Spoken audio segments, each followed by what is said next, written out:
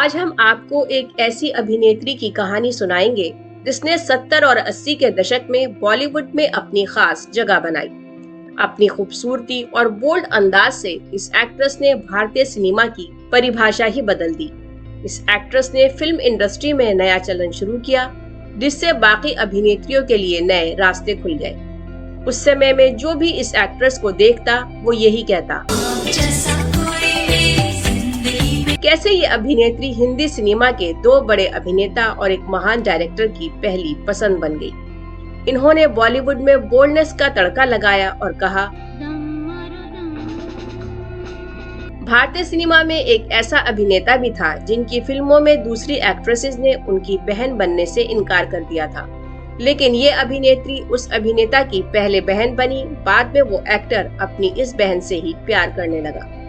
इस अभिनेत्री ने फिल्मी पर्दे पर खूबसूरती और कला के नाम पर अश्लीलता और अंग प्रदर्शन किया, जिसके कारण उसे समाज और लोगों की कड़ी आलोचना झेलनी पड़ी। खूबसूरती के नाम पर ढेर अवार्ड और प्रतियोगिताएं जीतने वाली ये मशहूर अदाकारा अचानक कैसे बदसूरत हो गई, और आखिर क्यों इस अभिनेत्री को कभी पति का प्यार नहीं मिला और न ही किसी प्रेमी का साथ। हम आपको बताएंगे इस अभिनेत्री की जिंदगी से जुड़े कुछ कड़वे सच, जिन्हें जानकर आपकी आंखों में आंसू आ जाएंगे। तो बने रहिए हमारे साथ और जानिए इस अभिनेत्री की अनकही कहानी। आज हम अपने शो में बात करने जा रहे हैं फिल्म की एक ऐसी हसीन अदाकारा की जो थी बेहद बिंदास, बोल्ड और खूबसूरती का नायाब मिलन, जिसने भारतीय हिंदी सिनेमा में विदेशी फैशन का तड़का लगाया। इस अभिनेत्री की हर अदा कमाल थी और इनकी इन्हीं अदाओं के न सिर्फ फिल्मी हीरो बल्कि दर्शक भी दीवाने थे। अपने अनमोल आकर्षक रूप से सजी ये हीरोइन पूरी दुनिया में आगे चलकर पहचानी गई खूबसूरत, हसीन और बेहद स्टाइलिश जीनत अमान के नाम से। दोस्तों, जीनत अमान की दुनिया में जाने से पहले हम जान लेते हैं कि कौन थी जीनत अमान, कैसे उनका फिल्मों में आना हुआ और कैसी रही उनकी शुरुआती जिंदगी। जीनत अमान का जन्म 19 नवंबर 1951 को मुंबई में हुआ। इनके परिवार ने इनका नाम जीनत रखा। इनका परिवार भारतीय हिंदी सिनेमा से जुड़ा हुआ था। अमानुल्लाह खां फिल्मों में सहायक लेखक थे और उन्होंने पाकीज़ा और मुगले आजम जैसी सुपरहिट फिल्मों के लिए स्क्रीन राइटिंग की थी। इनके पिताजी को हिंदी सिनेमा में अमान नाम से पुकारा जाता था। जीनत अपने पिता के ज्यादा करीब थी, इसलिए आगे चलकर जीनत ने अपने पिता का नाम अमान अपने नाम के साथ लगाया और इन्होंने अपने इसी नाम जीनत अमान से पूरी दुनिया में पहचान बनाई। जब जीनत अमान छोटी थी तब उनके माता पिता के रिश्ते में खटास आ गई, जिसके कारण उनका तलाक हो गया और वो दोनों अलग हो गए। जीनत अपनी माँ के साथ रहने लगी। उनकी माँ ने जीनत की परवरिश के लिए काम करना शुरू कर दिया और अच्छी शिक्षा के लिए उनका दाखिला महाराष्ट्र के पंचगनी स्थित सेंट जेवियर्स बोर्डिंग स्कूल में करवा दिया।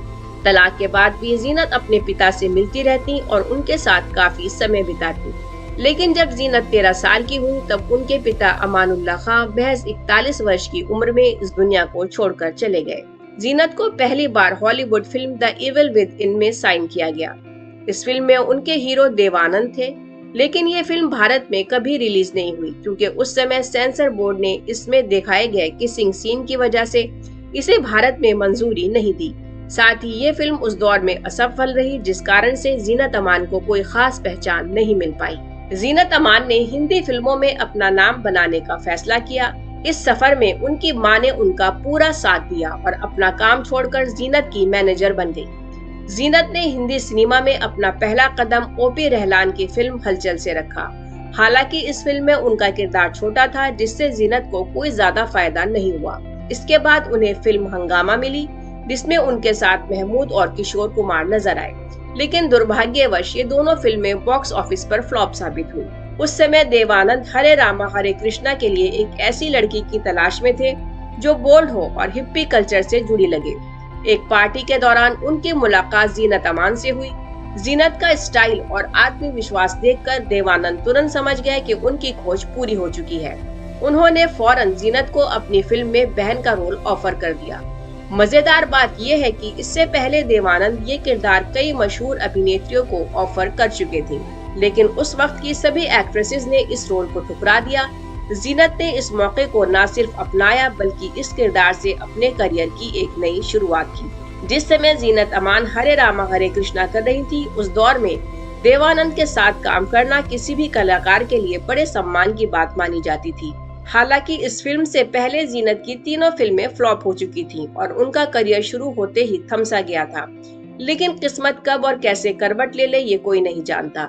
जीनत को भी ये एहसास नहीं था कि उनकी तकदीर में चमकता सितारा बनना लिखा है।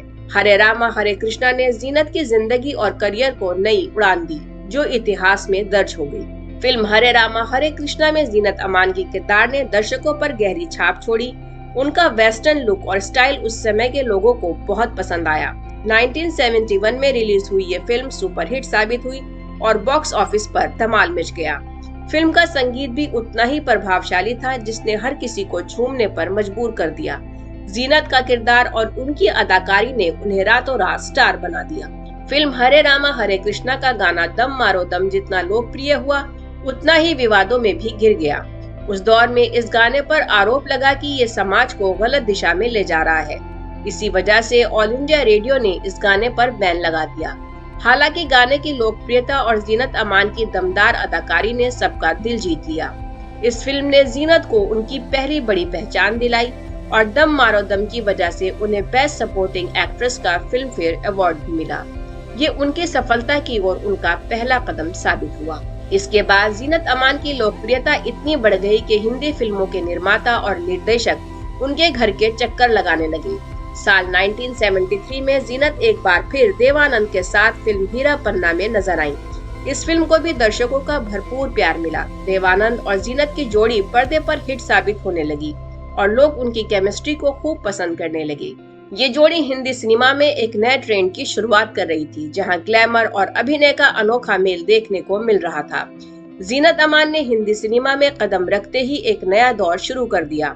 उस समय की ज्यादातर हीरोइनें ट्रेडिशनल भारतीय लुक्स में नजर आती थीं, लेकिन जीनत ने इस परंपरा को तोड़ते हुए वेस्टर्न और मॉडर्न स्टाइल को पर्दे पर पेश किया। उनका ग्लैमरस अंदाज, आत्मविश्वास और अनोखी स्टाइल ने न सिर्फ दर्शकों का दिल जीता, बल्कि सिनेमा में महिलाओं के किरदार को भी एक नया आयाम दिया। फिल्म हीरा पन्ना के बाद बॉलीवुड में हेमा मालिनी के बाद अब जीनत अमान का नाम आने लगा। उस वक्त के लगभग सभी बड़े सुपरस्टार के साथ काम करने का ऑफर जीनत अमान को मिलने लगा। इस फिल्म की खास बात ये थी कि ये उस समय की सबसे कम बजट वाली फिल्म थी। इस फिल्म में संगीत देने वाले R.D. बर्मन उस वक्त डिप्रेशन से जूझ रहे थे। इसके बावजूद उन्होंने फिल्म के लिए शानदार संगीत दिया। इसके बाद जीनत अमान ने रोटी कपड़ा और मकान, यादों की बारात, धुंध, प्रेम शस्त्र, वारंट, धर्मवीर, हम किसी से कम नहीं, ग्रेट गैम्बलर जैसी सुपरहिट फिल्मों में काम किया। इन फिल्मों ने जीनत अमान को बॉलीवुड का चमकता हुआ सितारा बना दिया और अब वो फिल्मों में सबसे ज्यादा फीस लेने वाली अभिनेत्री बन गई। लेकिन 1978 में रिलीज हुई फिल्म डॉन में जीनत अमान ने पहली बार एक्शन करते हुए अपना अलग ही अंदाज दिखाया, जिसे दर्शकों ने खूब सराहा। इस फिल्म को नरीमन ईरानी ने बनाया था, लेकिन दुख की बात ये रही कि फिल्म की सफलता देखने से पहले ही नरीमन ईरानी का निधन हो गया। उनकी मौत से पूरी फिल्म इंडस्ट्री शोक में डूब गई। जीनत अमान ने इस फिल्म के लिए 1 रुपया भी फीस नहीं ली और अपने बड़ेपन का सबूत दिया। इस तरह उन्होंने नरीमन ईरानी को श्रद्धांजलि अर्पित की। जीनत अमान उस वक्त बड़े बड़े सुपरस्टार्स के साथ काम कर रही थी और काम की इतनी अधिकता थी कि वो 2-2 शिफ्ट्स में काम करती थी। साल 1978 में जीनत अमान की एक और फिल्म सत्यम शिवम सुंदरम रिलीज हुई, जो राज कपूर की फिल्म थी। दरअसल राज कपूर अपनी फिल्म के लिए एक देहाती रंग रूप वाली लड़की की तलाश में थे। इसके लिए उन्होंने कई अभिनेत्रियों का टेस्ट भी लिया, लेकिन कोई भी उस टेस्ट में पास नहीं हो पाया। ऐसे में जीनत अमान ने खुद को देहाती लुक में सजाकर, राज कपूर ने जब जीनत को इस रूप में देखा तो वो बहुत खुश हुए और उन्होंने उन्हें फिल्म के लिए साइन कर लिया। साइनिंग अमाउंट के तौर पर राज कपूर ने जीनत अमान को सोने की गिन्नियां दी, जो उस वक्त में काफी अनोखा और शानदार अंदाज था। जब फिल्म सत्यम शिवम सुंदरम बनी और रिलीज हुई तो जीनत अमान के किरदार ने उन्हें बहुत नाम और पहचान दिलाई। हालांकि इस फिल्म में उनके द्वारा किए गए अंग प्रदर्शन को लेकर समाज के कुछ हिस्सों ने आलोचना भी की। कुछ लोगों को ये पसंद आया, जबकि कुछ ने इसकी कड़ी निंदा की। इस वजह से फिल्म बॉक्स ऑफिस पर ज्यादा सफल नहीं हो पाई, लेकिन ये फिल्म जीनत अमान के करियर के लिए मील का पत्थर साबित हुई। अब जीनत अमान की जिंदगी में सब कुछ था, नाम, शोहरत, सफलता लेकिन एक चीज जो उनके पास नहीं थी वो था एक सच्चा हमसफर। जीनत अमान के दिल में भी अब घर बसाने की ख्वाहिश जागने लगी। 1980 में एक फिल्म रिलीज हुई थी जिसका नाम था अब्दुल्ला। इस फिल्म में जीनत अमान और संजय खान ने साथ काम किया। फिल्म की शूटिंग के दौरान दोनों की नजदीकियां बढ़ने लगी और वो साथ जीने के सपने देखने लगे। उनकी निजी मुलाकातें और घूमने फिरने की खबरें धीरे धीरे बॉलीवुड के गलियारों से निकलकर मीडिया तक पहुंच गईं। मीडिया की खबरों के मुताबिक जीनत अमान को उनके कई करीबियों ने ये समझाने की कोशिश की कि संजय खान उनका सिर्फ फायदा उठा रहे हैं और एक दिन उन्हें छोड़ देंगे। लेकिन जीनत संजय के प्यार में इतनी डूबी हुई थी कि उन्होंने किसी की बात पर ध्यान नहीं दिया। संजय खान पहले से शादीशुदा थे और 4 बच्चों के पिता थे, लेकिन फिर भी जीनत अमान ने उनसे दिल लगाया। गुपचुप तरीके से दोनों ने शादी भी कर ली। अब जीनत अमान संजय खान की पत्नी बन चुकी थी। अब्दुल्ला फिल्म की शूटिंग खत्म हो चुकी थी और जीनत अमान दूसरी फिल्मों की शूटिंग में बिजी थी। उनके पास काम की कोई कमी नहीं थी। उस वक्त जीनत लोनावला में एक और फिल्म की शूटिंग कर रही थी। इसी बीच संजय ने जीनत को फोन किया और मुंबई आने के लिए कहा, क्योंकि उन्हें अब्दुल्ला फिल्म के कुछ सीन दोबारा शूट करने थे। जब जीनत ने अपनी शूटिंग बीच में छोड़कर आने से मना किया तो संजय खान फोन पर बेहद नाराज हो गए। उन्होंने गुस्से में जीनत को भला बुरा कहकर फोन काट दिया। संजय खान की यह नाराजगी जीनत को नागवार गुजरी। प्यार में पागल जीनत अपने प्रोजेक्ट को छोड़कर मुंबई लौट आई और सीधे संजय खान से मिलने उनके घर पहुंच गई। खबरों के अनुसार संजय खान उस वक्त होटल ताज में पार्टी कर रहे थे। जीनत अमान भी वहां पहुंच गईं। थोड़ी देर बाद होटल के कर्मचारियों को कमरे से तेज आवाजें सुनाई दी। जब वो वहां पहुंचे तो वहां का नजारा देखकर हैरान रह गए। जीनत अमान घायल हालत में पड़ी थी। उनके शरीर पर चोटों के गहरे निशान थे और खून बह रहा था। बताया जाता है कि इस घटना के वक्त संजय खान की पहली पत्नी भी वहां मौजूद थी। संजय खान के इस हिंसक रूप ने सभी को चौंका दिया। जीनत अमान को तुरंत अस्पताल ले जाया गया, जहां डॉक्टर ने जांच के बाद बताया कि उनकी जॉ लाइन टूट चुकी थी। जीनत अमान की हालत इतनी खराब थी कि उनकी आंख के पास की मांसपेशियां बुरी तरह खराब हो गई थी। उनकी एक आंख को गहरा नुकसान पहुंचा और उनकी पसलियों पर भी गंभीर चोटें आईं। डॉक्टर भी उनकी ये हालत देखकर हैरान थे। जीनत का इलाज लगातार चल रहा था, लेकिन उनकी हालत ने सभी को झंझोर कर रख दिया था। अगले दिन संजय खान बिना किसी शर्म के अस्पताल पहुंच गए, लेकिन डॉक्टरों ने उन्हें वहां से बाहर निकाल दिया। जीनत को काफी समय तक अस्पताल में रहना पड़ा। बाद में संजय खान ने अपनी आत्मकथा best mistakes of my life में इस घटना को स्वीकार किया, जो उनकी दरिंदगी की तस्वीर पेश करता है। जीनत अमान के प्रशंसक आज भी उस दर्दनाक घटना को भूल नहीं पाए, जिसने उनकी जिंदगी को बदल कर रख दिया था। जीनत अमान संजय खान से इतनी मोहब्बत करती थी कि उनके साथ हुई इस घटना के बावजूद भी उन्होंने पुलिस में संजय के खिलाफ रिपोर्ट दर्ज नहीं कराई। इसके बाद 1980 में जीनत अमान ने अली बाबा और 40 चोर, कुर्बानी, दोस्ताना, इंसाफ का तराजू, लावारिस, तीसरी आंख, पुकार, जागीर जैसी कई बेहतरीन फिल्मों में काम किया। जीनत अमान अपनी मेहनत से एक बार फिर सफलता की ऊंचाइयों पर पहुंच गई। उस वक्त बड़े बड़े बिजनेसमैन, फिल्म निर्माता और कुछ फेमस एक्ट्रेस जीनत से शादी करना चाहते थे, लेकिन जीनत अमान ने इन सभी को नकारते हुए अपना दिल दे दिया बॉलीवुड के एक फ्लॉप अभिनेता को। वो अभिनेता हिंदी सिनेमा में सबसे असफल एक्टर के रूप में जाने जाते थे। उनकी सारी फिल्में फ्लॉप होती और वो थे फ्लॉप एक्टर मजहर खान। जीनत अमान जैसी मशहूर और सफल अदाकारा के सामने मजहर खान का फिल्मी करियर बहुत ही कमजोर था। मजहर खान ने जीनत से पहले 2 शादियां की थी, लेकिन दोनों ही शादियां टूट चुकी थीं। करियर में नाकामी और निजी जीवन में समस्याओं का सामना करने के बाद उन्हें जीनत अमान का साथ मिला। हालांकि जीनत अमान की मां इस रिश्ते से खुश नहीं थी। जीनत और मजहर खान के बीच कोई भी समानता नहीं थी। फिर भी जीनत अमान अब अपना घर बसाना चाहती थी और मां बनना चाहती थी, इसलिए उन्होंने अपनी मां को बिना बताए सिंगापुर जाकर मजहर खान से शादी कर ली। जब जीनत की मां को इस बारे में पता चला तो उन्हें गहरा सदमा लगा और उन्हें हार्ट अटैक आ गया।